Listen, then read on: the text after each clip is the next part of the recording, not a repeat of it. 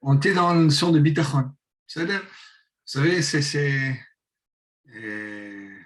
on est bientôt Pessah. On est bientôt Pessah. Et dans Pessah, il y a cette notion-là. Que, vous savez, dans Pessah, le peuple juif était extrêmement passif. Et il y a plein de choses qui s'est fait autour de lui. Il y a plein de choses qui s'est fait autour de lui. Tous les miracles, toutes les plaies, il n'avait rien à faire. Il y a une chose qu'il a dû faire, c'est être capable de tout abandonner et de partir. Et surtout de partir dans le désert. Vous voyez, on m'a dit que dans la culture égyptienne, le désert, c'est extrêmement effrayant. C'est-à-dire que dans le monde égyptien, il y a le Nil, il y a beaucoup d'eau, on n'a jamais peur d'être en manque. C'était pas une vie sympathique en Égypte pour le peuple juif, mais au moins on savait qu'il y avait de quoi manger. Partir dans le désert, il fallait beaucoup de courage pour le faire. Et il y a des psukim qui parlent de ça, des versets qui parlent de pour pouvoir partir comme ça dans le désert, il fallait beaucoup de émouna, beaucoup de ce bitachon-là. C'est que Dieu reste avec eux, et malgré donc, cet endroit où il n'y a plus de quoi manger, plus de quoi boire. Pendant toute la période, toute cette période-là de la sortie d'Égypte, du désert, pardon, où ils avaient tous les jours de quoi manger exactement pour le jour même. Il n'y avait aucune possibilité de faire des stocks. Il n'y avait aucune de faire des stocks, d'engranger quelque chose. Tout ce qu'on mangeait devait être consommé le jour même. Le lendemain, il ne restait plus rien. Et voilà, tout ça, c'était pour créer aussi cette notion d'abandon, d'être complètement entre les mains de Dieu. Et top. Et on a été dans le chapitre 5, si je me rappelle bien. En quoi se distingue le Baal Bitachon d'un autre? Et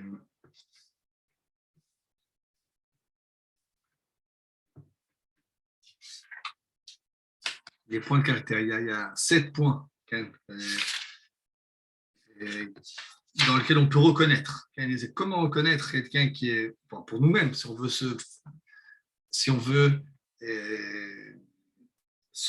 faire cette introspection, savoir où est-ce qu'on en est, dans cette midale, dans ce trait de caractère-là, il y a tous ces traits de caractère. On a vu, on recherche la volonté de Dieu plus qu'autre chose. Et donc, ce qui fait qu'on a cette sa mère Bechelko, être heureux dans la partie qu'on a, dans ce qu'on a reçu, dans notre lot. Et parce qu'on a cette bitachon, que tout ce qu'on reçoit, c'est du sur-mesure sur nos besoins. C'est-à-dire que donc quelqu'un qui a confiance dans un médecin et qu'il ne va pas se plaindre parce que tel médicament est amer ou pas amer, si on a confiance que c'est le traitement qui nous fait du bien, donc on a cette tranquillité, cette joie-là. Et bref, on va essayer d'agrandir un petit peu. On avait parlé de tout ça. Je m'en rappelle plus. Est-ce que vous vous rappelez quelle page on était exactement? Et on avait parlé de ça aussi. Je crois qu'on a vu cette page qui était un peu... Apparemment, c'est page 312. Vous étiez arrêté au 5e mot. Voilà. Très bon. C'est l'argument. Comment on gère l'argent qu'on a en plus? Est-ce qu'on engrange? Est-ce qu'on fait du chassadim avec? Et ça, bref. 5e. L'homme de Dieu donc, ne s'occupe des choses du monde qu'en vue. Attendez, peut-être que je fais ça. Je vais prendre un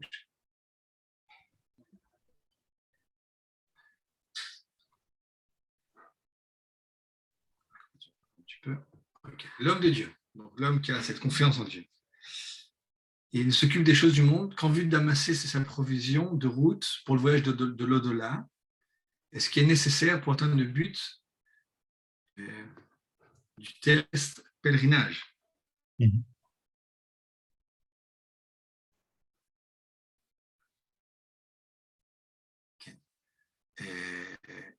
Terrestre pèlerinage, c'est-à-dire qu'il ne s'occupe que de ce qui entraîne son salut religieux et terrestre, et ça donne tout ce qui peut nuire à sa vie religieuse ou le dresser contre Dieu.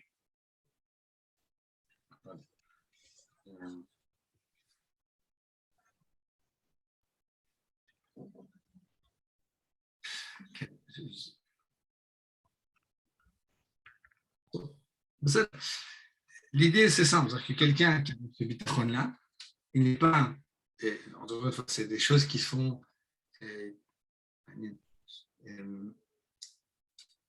pour avoir cette tranquillité-là, il faut que les choses soient claires dans notre tête. Okay? Pour avoir, encore une fois, cette mitzvah de bitachon, c'est la sérénité. La sérénité, ça peut pas, on ne peut pas la feindre. On ne peut pas faire semblant d'eux. On ne peut pas se tromper. On est serein, on n'est pas serein. On ne peut pas s'obliger à l'être. Pour avoir cette sérénité-là, il faut bien comprendre qu'est-ce qui est essentiel, qu'est-ce qui est secondaire, quel est le but d'être ici, qu'est-ce qui est secondaire. Lorsque le but est clair et que pour ce but-là, on sait que tout ce qui nous arrive nous amène à ce but-là, on a cette tranquillité-là. Lorsque le but n'est pas clair, quand quelqu'un pour qui son objectif c'est de devenir millionnaire, son objectif c'est d'avoir telle ou telle voiture, telle ou telle maison, et que même s'il ne le dit pas, enfin, au fond de lui-même, c'est ce qu'il ressent, ben, il ne pourra pas être tranquille parce qu'on sait que, comment dire, tous ces objectifs terrestres, ils ne dépendent pas de nous, ils dépendent de plein de choses, on sera sans arrêt perturbé. Lorsque notre objectif sur Terre est clair, est ressenti, et cette sérénité, on peut être serein. Si on n'est pas serein, c'est pour autre chose. C'est par rapport à nos comportements, ça, mais c'est autre chose déjà. C'est pas par rapport à est-ce que oui ou non, on aura telle ou telle somme, ou on arrivera à faire cela. Oui, la Pessah, on est dans Pessah, maintenant on a Pâques, on ne mange pas tout ce qui est levain. Tout ce qui est levain. Et on sait que à Pessah, le levain, ça représente ce qu'on appelle le Yetzer Hara, c'est le mauvais penchant, et donc on l'élimine complètement. Okay, on pose la question, mais alors c'est comme ça, pourquoi toute l'année on mange du pain? On mange toute l'année parce qu'on en a besoin, parce que ça fait partie de nous. Et vous savez, ceux qui mangent des galettes pendant 7 jours, et les pains azimes, c'est difficilement, comment dire, on a du mal à les digérer. Bref, c'est pas facile pour notre corps de manger que des pains azimes pendant 7 jours. Bref, donc, en quoi le levain représente le mal? Représente donc le Yetzer Hara. Il y a plusieurs possibilités. Le levain, c'est quoi? C'est on prend une pâte, de l'eau, de la farine, ou bien parfois on met un levain dedans, et puis ça commence à gonfler. Alors, de façon simple, il y a une explication que ça représente l'orgueil. Et l'orgueil, c'est comment dire, c'est la base de toutes les déviations après. L'orgueil, c'est quelqu'un qui pense qu'il a plus de place qu'il devrait en avoir. C'est l'homme qui s'imagine être lui-même un rival de Dieu, même sans le dire. C'est l'impression que lui-même il a de l'importance, il a ses forces, que lui-même il se sent digne de louange. Alors qu'un être créé, comme on voit maintenant, il doit avoir conscience que tout ce qu'il a, tout ce qu'il possède, même en capacité physique, même en plus forte capacité matérielle, les biens qu'il a, c'est bien que ça vient d'en haut, ça vient du ciel. Donc, l'orgueil, c'est la base de tout, c'est s'imaginer qu'on peut exister en soi, sans avoir ce lien, sans tout recevoir du ciel, de Dieu. Il y a une explication. Il y a une explication qui a été donnée. Pourquoi le levain, c'est le Yetzer Hara? C'est que le levain, c'est lorsqu'on prend une pâte et qu'on la met encore avec de l'eau et qu'on la laisse toute seule, elle se met à gonfler. Une explication que j'ai entendue, c'est que quand elle se met à gonfler, c'est comme si elle avait une vie à elle, la pâte. C'est comme si elle se met à se développer, comme si elle n'avait pas un autre but que se développer. Elle a une suite. Mais lorsqu'on a les 5 minutes, elle commence à faire comme si elle existait pour elle-même. Mais dans ça, très souvent, le Yetzer Hara,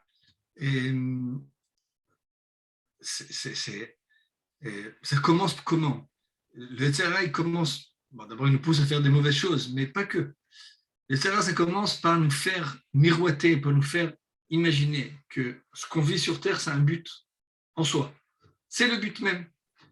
Et donc, manger, dormir, se reproduire, avoir des plaisirs corporels, tout ça devient un but en soi, sur lequel il faut s'investir, pour lequel il faudrait, comme il dit maintenant, il faudra avoir de la peine, il faudra avoir des remords, il faudra avoir des préoccupations. Okay. Donc, cette illusion-là, c'est toujours, c'est la base généralement de toutes les déviations après aussi. Lorsqu'on, encore une fois, on se trompe entre ce qui est essentiel et ce qui est secondaire, ce qui est le but même et ce qui est juste un des moyens d'arriver à ce but-là. Okay. Donc, le Baal Bitachon, pour avoir cette sérénité-là, cette tranquillité-là, il faut que les choses soient absolument claires dans sa tête. Qu'est-ce qui est primordial, qu'est-ce qui est secondaire. Vous savez, encore une fois, et ça, c'est quelque chose il y a des fluctuations, ça, à quel point on arrive à ressentir les choses essentielles, à quel point on arrive à ressentir les choses secondaires. Moi, l'exemple que je donne, c'est lorsqu'on prie. On a une méthode de prier 3 fois par jour, une fois par jour, chacun a son. On a une méthode de prier. La question, quand on prie, est-ce que quand on prie, on pense à plein d'autres choses, mis à part notre prière, ou bien la prière, c'est le moment le plus important de la journée? Parce que moi, toute notre vie, c'est pour essayer de servir Dieu. Toute notre vie, c'est pour prier, pour nous faire s'accomplir la volonté divine. Donc, prier, parler à Dieu, c'est la chose la plus importante qu'on a. C'est-à-dire que tout ce qu'on fait, c'est pour pouvoir améliorer, approfondir notre relation qu'on a avec la divinité. Donc, si au moment de la prière, on se met à penser au garage de la voiture, à une facture qui est exagérée, etc., on s'embrouille complètement entre ce qui est Icar, ce qui est à fait. Adrien, tu veux dire quelque chose sur le levain? Oui, Shalom Rabbi, excusez-moi encore pour le retard. Je téléphonais à mon frère que je vois pratiquement jamais. Et en fait, il y a une autre explication figurant dans le Moreh Nevurim, c'est que souvent les idolâtres, ils offraient à leur divinité des oblations à base de levain et de miel. Et en fait, le fait d'offrir du pain sur le Rambam Zal, ça fait partie d'une série de démarches pour se distinguer des non-juifs égyptiens. Comme par exemple, sacrifier l'agneau, c'est parce que l'agneau, c'était aussi la divinité des Égyptiens. Mais là, tu parles de l'interdit d'apporter au Beth Amikdash, d'apporter au temple des levains ou du miel. Oui, exactement. Maintenant, là, je te parle du Pessah. Pendant les 7 jours de Pessah, on ne mange pas de levain. Les gens ne mangent pas de levain. Il y a une expression qui a été donnée, mais ça peut rien se dire, c'est que pendant ces 7 jours-là, on devient un petit peu comme des prêtres. Toute l'année, les prêtres, ils vivaient avec ce levain, avec ces parasimes-là, tout ce qui est, à part vraiment de quelques exceptions. Et là, tous on devient un petit peu comme des connus. Donc, c'est ça aussi. Bref, donc l'homme de Dieu ne s'occupe pas des choses du monde quand il donne des provisions pour le voyage de là, c'est-à-dire qu'il est conscient que tout ce qu'il fait, c'est pour après. C'est-à-dire que la vie, elle ne s'arrête pas sur Terre. Non seulement elle ne s'arrête pas sur Terre, elle prend sa réelle signification que plus tard. Vous avez marqué, c'est bien connu, on a vu ça. Ce monde-ci ressemble à un couloir devant le palais. Donc, c'est un couloir du palais. Et lorsqu'on a conscience qu'il y a un palais après, alors, même le monde-ci, c'est le couloir d'un palais. Un couloir d'un palais, il peut être très beau. On peut se balader à Versailles, au Louvre. Et même les couloirs, ils peuvent être très beaux, ils peuvent être très agréables. Si on n'a pas conscience qu'après, il y a un palais, donc on essaie de penser qu'ici, c'est le but même de tout, ben, même ça ressemble vraiment à un petit. C'est beaucoup, ça peut être beaucoup moins agréable. C'est-à-dire que le fait même que, ce que je veux dire, c'est le fait même qu'il y a un au-delà, il y a un palais après, le monde-ci devient beaucoup plus agréable, beaucoup plus doux, parce qu'encore une fois, il a un but. Et que, comme il dit maintenant, même lorsqu'il arrive, on devra surmonter des difficultés, des épreuves. On sait que c'est un but, on sait que c'est quelque chose, donc c'est en soi, ça perd de son amertume, un petit peu de son amertume. Donc, lui, il s'occupe, donc il y a ce qui est nécessaire pour atteindre le but du terrestre pèlerinage, c'est-à-dire qu'on passe par la terre et il y a un but à ça. L'homme, pour avoir le bitachon, il sait, il y a le but, il est concentré pour ça. il ne s'occupe que de ce qui entraîne son salut religieux et terrestre. C'est tout ce qui peut nuire à sa vie religieuse ou le dresser contre Dieu. À mon avis, ce qu'il veut dire,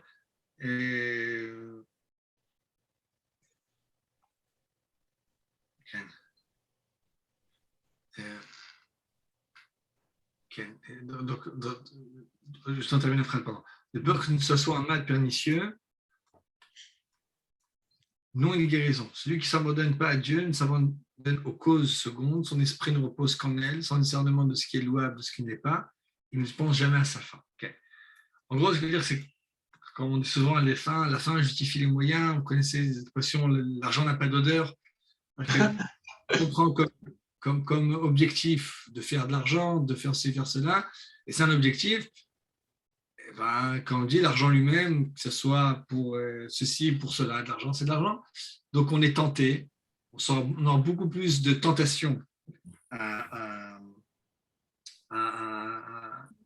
tomber dans des voies malhonnêtes, dans des voies pernicieuses, des choses qui sont contre la volonté de Dieu. Okay? Voler quelqu'un, mentir, tromper pour pouvoir gagner de l'argent, c'est évident que c'est l'inverse de la volonté divine, que ce soit pour lui, Bnei Noir. Et donc, vous comprenez, quelqu'un qui a pour but, qui sait que son but c'est le monde de l'au-delà, jamais la tentation ne commence même pas. Parce que, vous savez, on agit tous pour un but. On ne peut pas agir lorsqu'on n'a pas un but en nous. Parce que, plus que ça, on agit tout pour notre bien. On agit tout pour, toute action qu'on fait, on la fait parce qu'on pense que ça va être bien pour nous. La différence, c'est qu'est-ce qu'on s'imagine, enfin, qu'est-ce qu'on représente pour nous, quel est ce bien-là.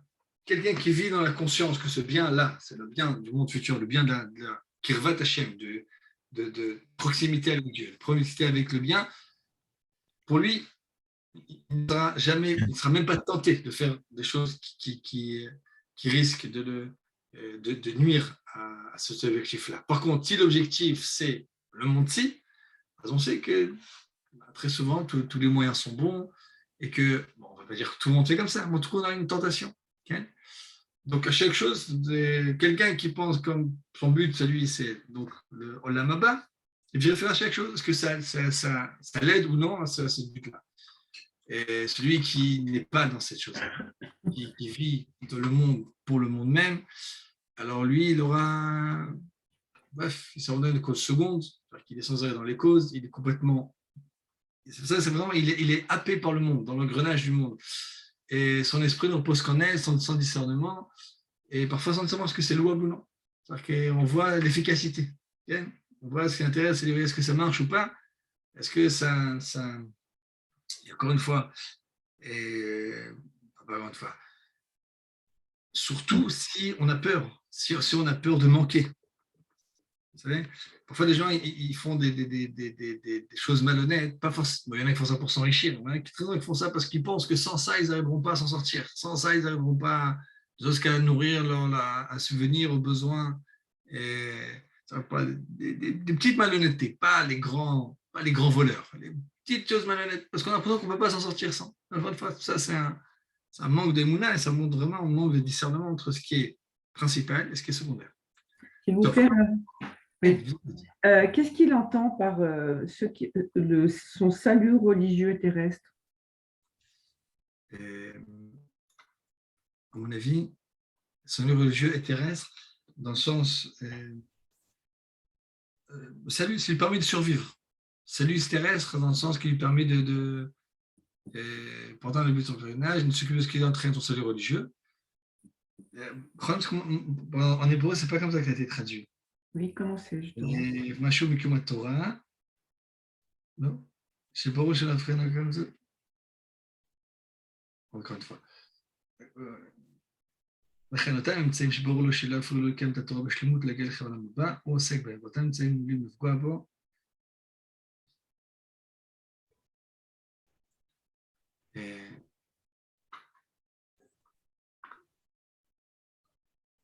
Ce qui est traduit, c'est celui terrestre dans le sens, il s'occupera, c'est-à-dire qu'il prendra comme occupation quelque chose qui lui permettrait tranquillement de s'occuper de ses besoins religieux. Ça, par exemple, quelqu'un qui se lance dans Adama, qui se lance dans un projet qui lui demande 100% de son temps, il ne peut rien faire d'autre que ça. Donc, il ne pourra pas faire Shabbat, il ne pourra pas faire ci, il va faire cela. Donc, ça, il mettra de côté. Ou bien un projet qui va parfois, il y a des projets où on a l'impression qu'on est quasiment obligé, donc tu peux mentir un petit peu, il mettra ça de côté. C'est-à-dire qu'il y a parfois des occupations, il y a des métiers où, encore une fois, qui demandent vraiment de nous de se vouer corps et âme à une certaine cause. Et donc, ça ne lui permettra pas d'être tranquille pour faire son travail divin, pour faire son... Ouais, c'est voilà, donc... Quelque chose qui favoriserait en fait son but religieux. Évidemment, qui favoriserait son but religieux, qui permettrait d'être tranquille. Oui, mais la formulation, elle est un peu bizarre. Hein. Ouais. C'est pas les mêmes. Ouais.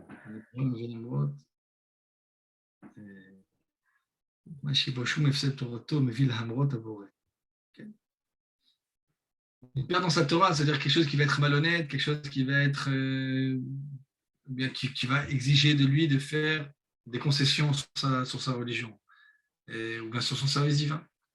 Vous savez, par exemple, il y a quelqu'un qui veut étudier, quelqu'un qui veut être tranquille, il faudrait choisir un travail tranquille. Quelqu'un qui est chef d'entreprise, être chef d'entreprise, entrepreneur, etc., et être érudit, c'est très dur, c'est très compliqué. Être comme ça va être homme d'affaires et à la fois être assez posé pour réfléchir, étudier. Ça, c'est pas donc quelqu'un qui veut vraiment être un érudit, il choisit un métier qui est tranquille, qui est voilà, à la fin de la journée, il a terminé ce qu'il a à faire, il peut s'occuper tranquillement de ce qui l'intéresse. C'est là. Sixième partie. Sixième caractéristique de ce Baal Bitachon. Le premier est aimé par les hommes, les plus différents. Ils ont confiance en lui, sachant qu'il n'en causera aucun mal. Leur cœur s'épanouit. Il n'est redoutable ni pour leur femme, ni pour leur argent. Okay. Il lui-même a confiance en chacun, parce qu'il sait que son bonheur ou son malheur ne sont pas dans la main, ni au pouvoir, ne sont pas dans la main, ni au pouvoir de rien de créer, d'aucun être qui a été créé. C'est pour ça qu'il ne redoute aucun dommage et n'en espère aucun bénéfice. Cette confiance réciproque fait naître un amour partagé. Okay. Un des signes, c'est un des signes que quelqu'un, que son attitude est correcte aux yeux du ciel, va voir le rapport des hommes par rapport à lui. Qui est aimé par les hommes, et des gens différents. Parfois, c'est quelqu'un qui aimé que par ses copains, que par ses... Plein de gens différents qui aiment cette personne. Aimer, c'est pas craint. On peut être très, très, très riche et être capricieux, etc. Bon, toujours avoir une cour autour de nous, ça ne peut pas être aimé. On peut être un homme politique influent et, encore une fois, on peut avoir peur de nous, on peut être respecté, enfin, c'est par exemple un respect, on peut être un dictateur, okay, et que tout le monde tremble de peur quand on parle, c'est pas être aimé. Aimer, c'est aimer. Il explique pourquoi c'est aimer. C'est-à-dire quelqu'un qui est aimé, c'est quelqu'un qui est lié aux gens. Okay. Aimer, c'est un lien. Aimer en hébreu, vous savez qu'en hébreu, ahava, c'est l'amour, c'est gematria echad, c'est la même valeur numérique, chaque lettre a une valeur numérique que 1. Aimer, c'est se sentir lié aux gens autour de nous. Lui dit d'abord ce qu'il est, c'est la confiance. La confiance. Ils ont confiance en lui. Il sait que cette personne-là, il fait que ce qui est droit, il ne prend jamais quelque chose qui n'est pas à lui. Donc, il ne cherchera jamais à leur causer du mal. Et il ne cherchera pas à leur prendre leur bien, à leur prendre leur femme, séduire leur femme. Ce qui a, chacun appartient à chacun. Et lui-même aussi a confiance en eux. Okay, c'est réciproque. Lui a confiance en eux. Pourquoi il a confiance en eux? D'abord, parce qu'il a confiance en Dieu. Et il sait que ce ne sont que des intermédiaires. On ne sera pas encore David Amelech. Il sait qu'ils ne peuvent rien lui faire de bien, de mal, si ce n'est par la volonté divine. Donc il a tendance à croire aux gens.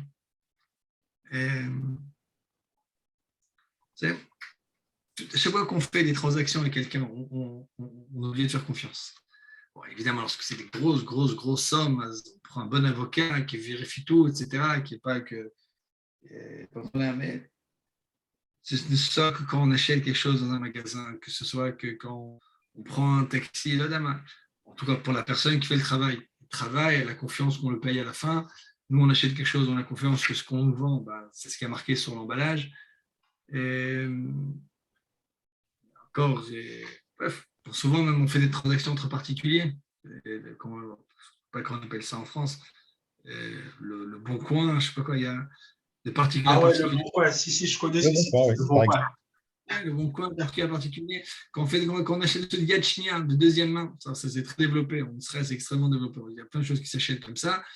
Tu es obligé d'avoir confiance. Au moment où tu donnes un truc, tu donnes de l'argent, et tu sais que, bref, tu espères, tu as confiance que ça va arriver. Bref, lui, il fait confiance aux autres, les autres lui font confiance, et de là, se crée un lien d'amour. Vous savez, mis à part ça, moi, je vois que lorsqu'on fait, encore une fois, sauf si on tombe vraiment sur un truand, ça arrive aussi. Mais généralement, les 99, on va dire, je sais pas, 95% des gens, 99% des gens, lorsqu'on leur fait confiance, ils sont dignes de leur confiance. Et lorsqu'il m'appelle quelqu'un qui avait, j'étais dans une relation, un peu plus, c'était pour une prestation de je sais pas quoi, et j'avais l'impression qu'il essaie un petit peu de me mener en bateau. Je lui dis, regarde, j'ai été te voir, toi, un peu plus qu'un autre, parce qu'on m'a dit que tu étais quelqu'un de confiance, tu es quelqu'un de droit. Comment tu peux faire ça? Et c'est rien que lui dire ça, ça lui a fait changer de comportement. C'est-à-dire que faire confiance aux gens, ça incite à refaire sortir le bien qui est en eux, à refaire sortir en quoi ils sont dignes de cette confiance-là. Et de là sort un amour. C'est vrai que l'amour, encore une fois, c'est être uni. Très souvent, l'amour, ça vient d'une appréciation mutuelle. C'est-à-dire quelqu'un qui voit en moi quelqu'un de bien et que moi, je vois en quelqu'un de bien. C'est en soi c'est en soi comment dire, c'est comme ça, une cause de cet amour-là. Okay? Donc, cette confiance fait naître un amour partagé. La grâce environne qui se confie à Dieu. Ce passage qui dit ça. Qui croit en Kosh Boko, tout le monde trouve grâce. Lui, il trouve grâce à leurs yeux, eux trouvent grâce à ses yeux à lui. Il vit dans un monde plein de chesed. Moi, je vois ça, malheureusement. Et, gens qui arrivent, qui font leur aliyah, et qui arrivent et qui se mettent à vivre en Israël. La société israélienne est différente de la société française. Et là, c'est bien. Mais moi, ce que je vois très souvent, c'est que les gens vivent, comment dire, se créent autour d'eux une société qui est en fonction de ce qu'ils sont. C'est-à-dire que quelqu'un qui est plein d'amour, plein de confiance, il vivra dans une société plein d'amour, plein de confiance, il ira très bien. Quelqu'un qui lui-même il est suspicieux, qu'il n'est pas tout à fait net, il se mettra dans une ambiance, dans un monde louche, et dans un monde problématique.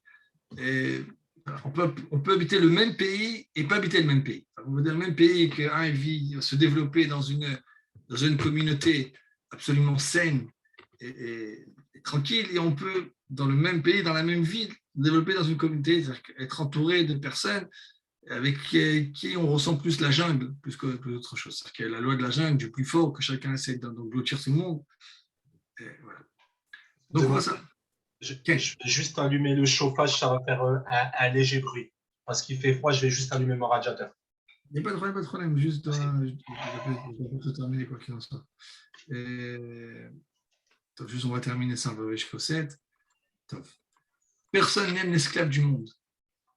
Quelqu'un qui est esclave du monde, on ne l'aime pas. Pourquoi? Il est envieux, il est jaloux. Tout bonheur qui échoue aux autres lui semble une injure. Leur subsistance prise sur elle qui lui est due. C'est-à-dire que, encore une fois, il y a une notion de quelqu'un qui veut être aimé des hommes, il faut les aimer. Comment on les aime d'abord? Regarder avec un bon œil et être tranquille. Quelqu'un qui est sans arrêt dans cette jungle-là, qui vit dans la jungle, qui vit comme s'il était dans la forêt, qu'il y a des, comment dire, avec des sources restreintes. C'est important aussi. Il y a un livre que j'ai bien aimé, je ne sais pas si vous connaissez, qui s'appelle Peterson. Je son prénom. Jeffrey ou ne me rappelle plus de son prénom, Jordan Peterson, je crois, qui est un académicien du Canada, écrit un livre. Et c'était 7 conseils ou 13 conseils pour être heureux, je crois. Et top, lui, c'est autre chose. Lui, dit quelque chose qui est le contraire de ce que je veux dire maintenant. Lui, il compare la vie sur Terre à les lobsters. Ça, c'est des homards comme ça, où les ressources qui tombent sont limitées. Donc, il faut beaucoup de force de dissuasion pour garder ton territoire. Et chacun a son petit territoire, parce qu'encore une fois, les ressources, elles sont limitées. Donc, il va falloir qu'on se batte pour chaque chose. Donc, quelqu'un qui a un territoire, c'est vital pour lui de le garder. Quelqu'un qui vit comme ça, eh ben, il est sans arrêt en conflit, et sans arrêt, encore une fois, tout ce qui arrive avec quelqu'un d'autre, c'est pour lui, parce qu'encore une fois, c'est limité. Alors, quelqu'un qui a confiance à cause du il sait que c'est illimité. Il n'a aucun problème que l'autre réussisse, qu'il devienne tout le bonheur du monde, il sait que ça ne le concerne en rien. C'est-à-dire que rien n'est pris de lui pour donner à l'autre. Il peut avoir plein de choses, on va avoir plein de choses. Les ressources sont infinies. Quelqu'un qui vit dans la bitachon, il sait que tout est infini et qu'il aura exactement ce qu'il a besoin. Donc, il n'est ni jaloux, ni envieux. Il est content, vraiment content pour les autres. Il est vraiment content du bonheur des autres. Voilà. Alors que celui qui est esclave du monde, c'est le contraire. Donc, c'est à cause d'eux qu'il ne peut atteindre tous ses désirs, puisqu'ils ont le pouvoir de les exaucer. C'est-à-dire qu'ils, encore une fois, c'est des riches qui ont pris des pauvres, qui ont pris ceci, ou bien il y a tout le politique correct, les opprimés, les oppresseurs, ça existe aussi. Mais tous mes défauts, c'est quelqu'un d'autre. Tous mes échecs, j'ai qui accuser. Okay? Top. Si la récolte est mauvaise, si un accident survient, c'est bien, c'est à ses enfants, c'est encore eux qui en sont responsables. Il était en leur pouvoir d'écarter le dommage, le malheur. Donc, on est sans, et cette personne-là, il est. Bref, lorsqu'on se lie aux autres, notre confiance n'est pas en Dieu, mais aux hommes, alors franchement, on va être à cheval sur chaque chose. Toutes ces idées enracinées en son âme le conduisent à les mépriser, à les maudire, à les haïr. Mais lui seul est tenu des deux mondes, et est créé dans les deux demeures. Quelqu'un est ce monde-ci, dans les deux mondes, parce que quelqu'un comme ça, même ce monde-ci, c'est une torture, c'est un enfer, et le monde futur aussi. Il sera détesté par les hommes. Sur Terre, les hommes ne l'aimeront pas. On n'aime pas quelqu'un qui est comme ça, qui est changé pinailleur, qui casse les pieds, et pleurnicheur. Et dans le monde futur aussi. L'homme qui au cœur tortueux ne trouve jamais le bonheur. Que ce soit ici ou sur Terre, sera sans arrêt bref, sans arrêt en conflit avec tout le monde, avec tous les gens autour de nous. Et voilà. Donc, je dois m'arrêter ici.